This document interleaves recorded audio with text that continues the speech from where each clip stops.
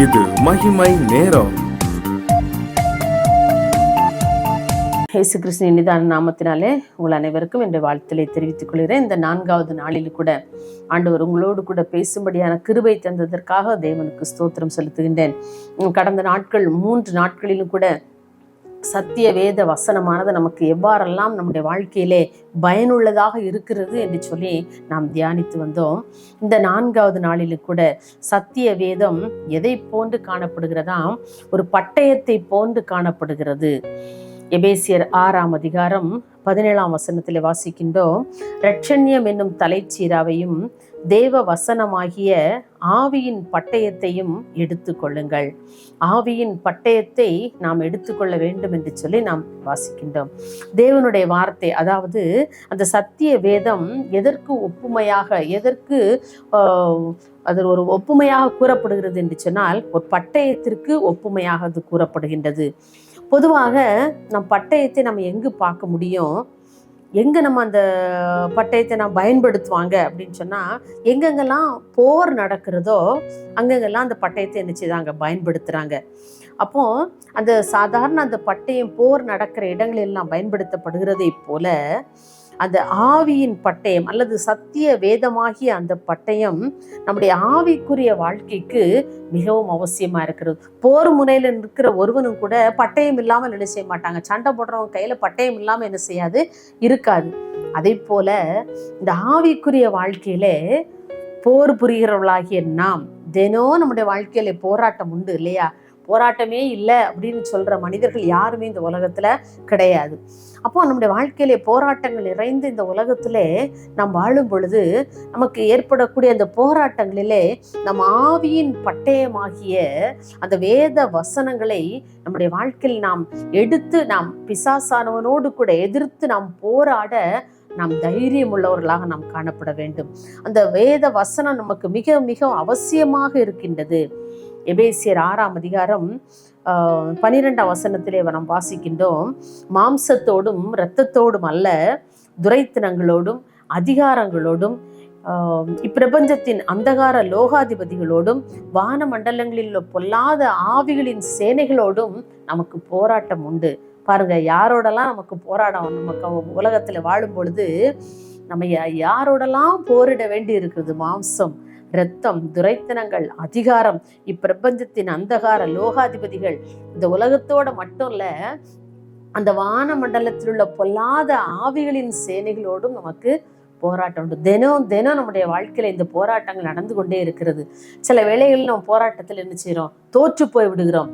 சில வேளைகளில் நாம் ஜெயம் பெற்று விடுகிறோம். அப்போ இந்த பட்டயம், இந்த ஆவிக்குரிய வேத வசனமாகி இந்த பட்டயம் நம்முடைய கரங்களில் இருந்தது என்று சொன்னால் மாத்திரமே இந்த நம்முடைய பிசாசானவனை எதிர்த்து நாம் ஜெயித்து நாம் போரிட முடியும். இந்த ஆவியின் பட்டயம் நம்முடைய கரங்களிலே, நம்முடைய இதயத்திலே, நம்முடைய வார்த்தையிலே, நம்முடைய வாயிலே இருக்க கண்டிப்பாக அது ஆவியின் பட்டயமாகிய இந்த வேத வசனங்கள் நம்முடைய கரங்களிலே இருந்தது என்று சொன்னால் நாம் நிச்சயமாக தோற்று போவதில்லை. இப்படிப்பட்ட போராட்டங்களிலே நமக்கு ஆவியின் பட்டயமாகிய இந்த வேத வசனங்கள் நமக்கு ரொம்ப உதவியாக நமக்கு என்ன செய்து இருக்குது. இந்த வேத வசனங்களை கொண்டுதான் நாம் பிசாசானவனை ஜெயிக்க முடியும். இந்த வேத வசனங்கள் நம்முடைய வாழ்க்கையில மிகவும் பிரயோஜனம் உள்ளதா இருக்குன்னு சொல்லி கடந்த நாட்களிலே சிந்தித்தோம் இல்லையா? இந்த நாளிலும் கூட அந்த சத்திய வேத வசனங்கள் நம்முடைய ஆவிக்குரிய வாழ்க்கையில பிசாசானவனை ஜெயிப்பதற்கும் இந்த வேத வசனங்கள் நமக்கு உறுதுணையாக இருக்கின்றன. அந்த மத்தேயு 4ஆம் அதிகாரத்திலே இயேசுவும் பிசாசினால் சோதிக்கப்படும் பொழுது பாருங்க, இந்த வேத வசனங்களை கொண்டே அவர் என்ன செய்தார், ஜெயிக்க, வேத வசனங்களை கொண்டே பிசாசானவனை ஜெயித்து கொண்டே வருகிறார். ஒவ்வொரு வசனம் பிசாசானவனுக்கும் அவ்வளவு வசனங்களும் நம்மளை விட அவனுக்கு மிக நன்றாக தெரியும். அவ்வளவு வசனங்களையும் அவன் அறிந்து வைத்திருக்கிறான். அப்ப வேதத்துல இப்படி சொல்லியிருக்கிறே என்று சொல்லி பிசாசானவன் ஆண்டவரோடு கூட பேசுகிறான். அப்போ ஆண்டவர் சொல்றாரு, ஆண்டவர் அதுக்கு மறுமொழியாக இதுக்கு இப்படி சொல்லி இருக்கிறது, வேத வசனத்துல இப்படி சொல்லி இருக்கிறது என்று சொல்லி ஆண்டவர் அதற்கு வசனத்தை கொண்டே என்ன செய்றார், அந்த பிசாசானவனோடு கூட எதிர்த்து போராடுகின்றார். பாருங்க, அந்த வேத வசனங்கள் அந்த பிசாசானவனை மேற்கொள்வதற்கு மிகவும் அது அவசியமானதாக இருக்கின்றது. ஆகவே நம்முடைய வாழ்க்கையிலும் கூட எனக்கு அன்பானவர்களே, அந்த வேத வசனங்கள், அந்த சத்திய வேத வசனங்கள் ஒரு நாளும் ஏதோ அந்த பைபிள்ல இருக்க பேப்பர்ஸோட நின்று விடாமல் நம்முடைய வாழ்க்கையிலே அது ஆவிக்குரிய ஒரு பட்டயமாக அந்த வேத வசனங்கள் நம்முடைய கைகளிலே, நம்முடைய இருதயத்திலே இருக்கும் என்று சொன்னால், நம்முடைய ஆவிக்குரிய வாழ்க்கையிலே போராடுகிற எல்லா போராட்டங்களிலும் நிச்சயமாக நாம் ஜெயம் பெற முடியும். எப்பொழுது அந்த ஆவியின் பட்டயம் நம்மிடத்தில் இருக்கும் பொழுது. அந்த ஆவியின் பட்டயம் நம்மிடத்தில் இல்லை என்று சொன்னால், பட்டயம் இல்லாமல் ஒருவன் போர்க்களத்தில் போரிட செல்ல முடியுமா? முடியாது இல்லையா? போனா அவன் தோற்று போய் விடுவான்.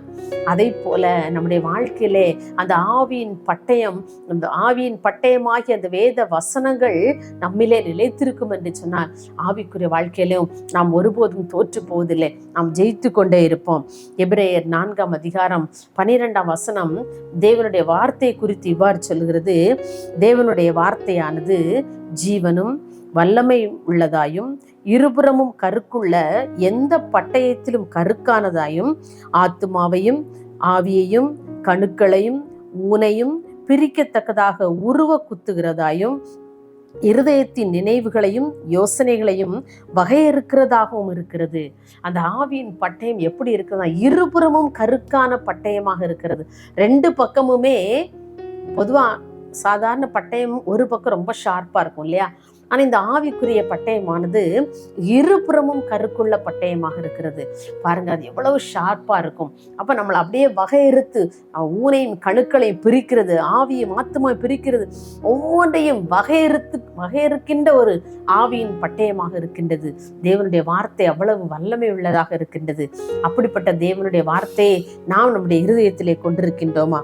ஒவ்வொரு நம்முடைய நினைவுகளையும் யோசனைகளையும் கூட அந்த தேவனுடைய வார்த்தையானது வகையறுக்கிறதாக இருக்கிறது என்று சொல்லி நாம் எபிரேயர்ல வாசிக்கின்றோம். பாருங்க, அவ்வளவு வல்லமை நிறைந்தது இந்த தேவனுடைய வார்த்தை. அந்த வார்த்தைகளை நம்முடைய ஒவ்வொரு நாளும் நம்முடைய வாழ்க்கையிலே அதை நாம் பெற்றுக்கொண்டு அவருக்காக நாம் வல்லமையுள்ள சாட்சிகளாக ஜீவிக்க வேண்டும் என்று சொல்லி ஆண்டவர் விரும்புகின்றார். அதை ஒரு பாடல் இவ்வாறு கூறுகிறது: வாழ்க்கை என்பது போராட்டமே, நல்லதொரு போராட்டமே, ஆவிதரும் பட்டயத்தை பட்டயத்தை எடுத்து போராடி வெற்றி பெறு, எடுத்து போராடி வெற்றி பெறு. பாருங்க, அந்த ஆவிக்குரிய பட்டயத்தை எடுத்தா தான் நமக்கு என்ன உண்டு? வெற்றி உண்டு.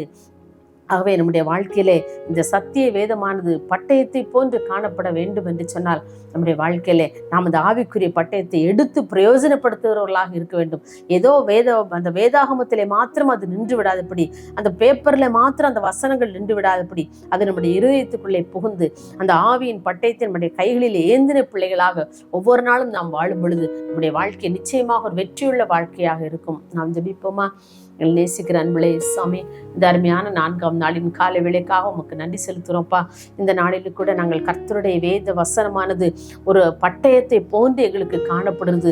அது ஆவியின் பட்டயமாக இருந்து, அது இருபுறமும் கருக்குள்ள பட்டயமாக இருந்து, ஆண்டவரே அது எங்களுடைய வாழ்க்கையில அது கிரியை செய்கிறதாக இருக்கிறதற்காக உமக்கு நாங்கள் நன்றி செலுத்துகிறோம் அப்பா.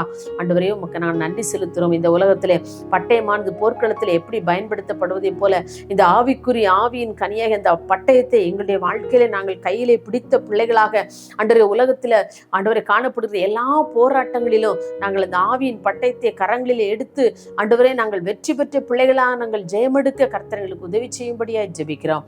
ஆமா, அப்படியே எங்களுக்கு நீங்க செய்ய போறதற்காக உமக்கு நன்றி செலுத்துகிறோம். இயேசுவின் நாமத்திலே தாழ்மையாக கேட்கிறோம் பிதாவே, ஆமேன்.